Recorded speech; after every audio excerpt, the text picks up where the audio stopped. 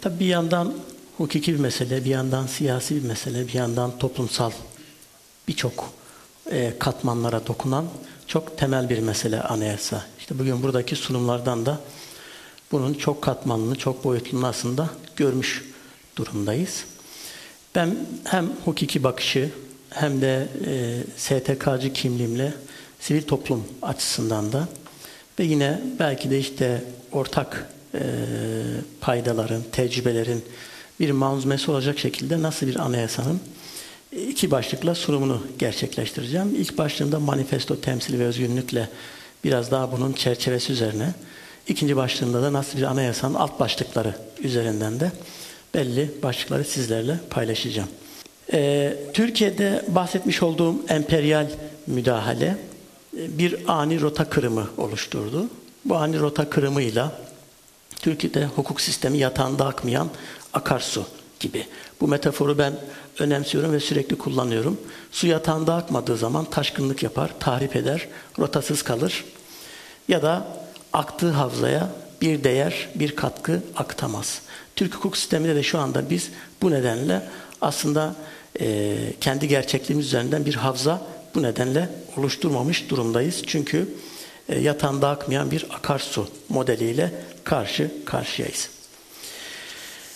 Bu girişten sonra manifesto başlığı ile ilgili şunları sizlerle paylaşmak istiyorum. Örneğin uluslararası hukuk bir manifestosu yazılmış ve bugün küresel sistemi dizayn ediyor. Birleşmiş Milletler'in yapısı, Dünya Ticaret Örgütü hepsi aslında bir manifestonun eseridir.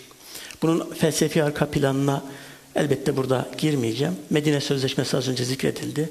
Bu da bir bu kavram bağlamda ifade ediyorum.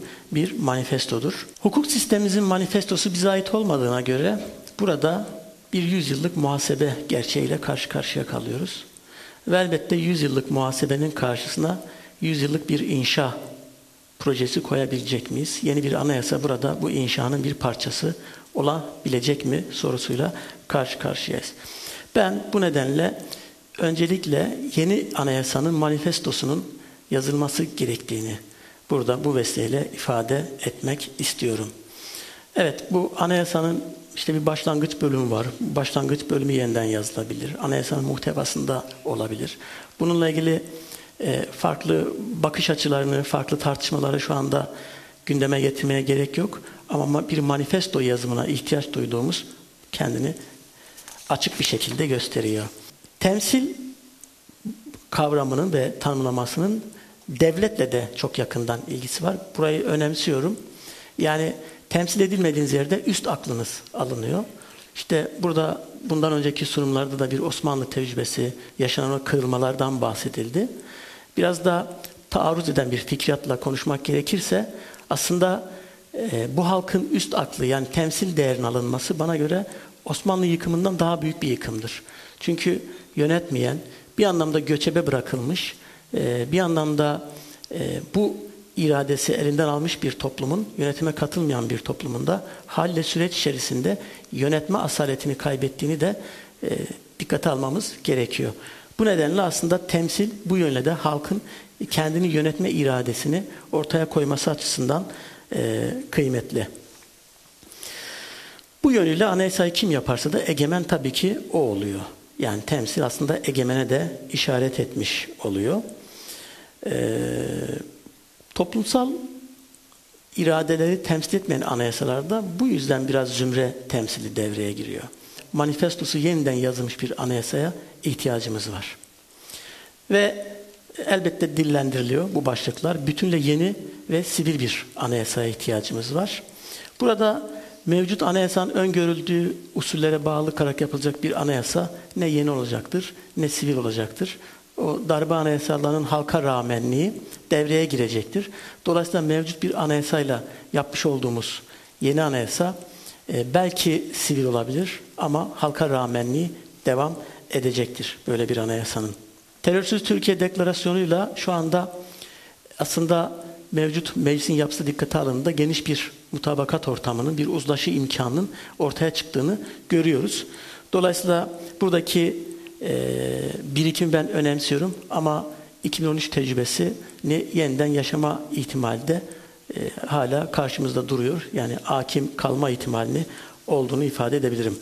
Burada yine değinmem gereken bir başlık, yani mutabakatı konuşurken muhalefet geleneğimizi, muhalefet kültürümüzü de konuşmak durumundayız. Bizde muhalefet temelde sisteme karşı yapılan bir muhalefet değil. Bunu kimin getirdiğine yönelik bir muhalefet. Yani teklifin özünden ziyade teklifi getirene karşı bir muhalefet söz konusu. Dolayısıyla biraz ringe çıkarak böyle sağlı sollu yumruklarla bir muhalefet geleneği geliştirmiş durumdayız. Bu da bizim yapısal sorunlarımızın tespitine ve çözüm önerilerimizin kabiliyetini zayıflatan bir kültüre dönüşmüş durumda. Cumhurbaşkanlığı hükümet sistemi tartışmalarını da ben böyle görüyorum. Yani bu ve artık bir temelde Cumhurbaşkanlığı hükümet sistemi üzerine ya başkanlık sistemi üzerinden Türkiye'de bir anayasal sistem sorunu olmadığını düşünüyorum. Artık sorun mevcut hükümet sisteminin nasıl daha güçlü şekilde tahkim edileceği meselesidir.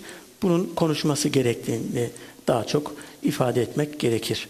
Toplumun tüm katmanlarını bir arada tutacak, kategorize etmeyen, bir şahsa, bir şahsın görüşüne, bir zümrenin ilkesine münhasır olmayacak bir mutabakat, bir ortak payda imkanı var. Kuşatıcı bir anayasayla kastettiğim bizim bu arada budur.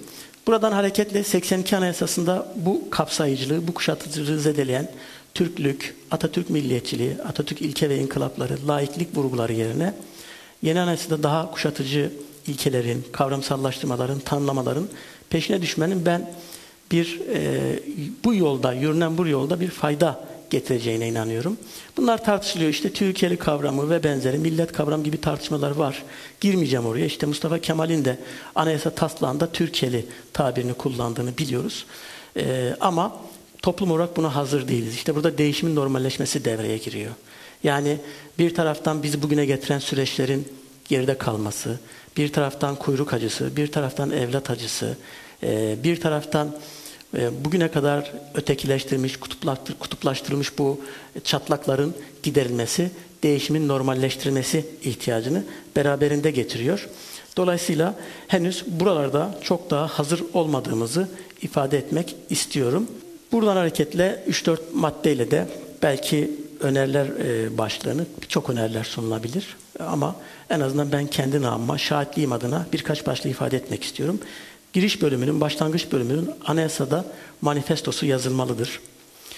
Değiştirilebilir bir anayasanın önü açılmalıdır. Bu yüzden değiştirilmez maddeler şerhinin kaldırılması gerekir.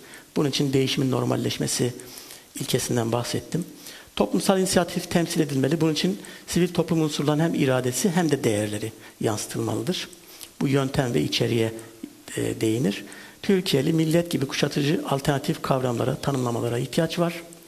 Temel hak ve hürriyetleri baskılayıcı bir misyona dönüşmüş laiklik ilkesi gibi 14. maddede bunun örnekliklerini görüyoruz. Bu anlamda tanımlanması ve yeni anayasada bu baskı rolüyle bulunmaması gerekiyor. İnkılap kanunları bu toplumun yüzünün geleceğe dönüklüğünü korunması hakkında kanunu kastediyorum. 174. madde. Bu toplumun yüzünün geleceğe dönüklüğünü yine tıkayan anayasaya girmiş başlıklardan bir tanesi. Bunun da yeni anayasada yer almaması gerekir. Aile kurumu günümüzde tartışmaya çok merkezinde durduğu için ve toplumun temeli olduğu için sadece girmiş oldum. 41. maddede bir güvence var. Fakat bu güvencenin kapsamı genişletilmeli. Anayasalarda çok spesifik tanımlamalar yapılmamalı. Çerçeve bir anayasa olmalı ama günümüzde aileyi tehdit eden, ifsat eden, LGBT ve benzeri tehlikelere karşı belki de 41. maddenin yeniden ele alınması ve kapsamının genişletilmesi gerekir. Çalıştayımızın hayırlara vesile olmasını dileyerek beni dinlediğiniz için teşekkür ederim.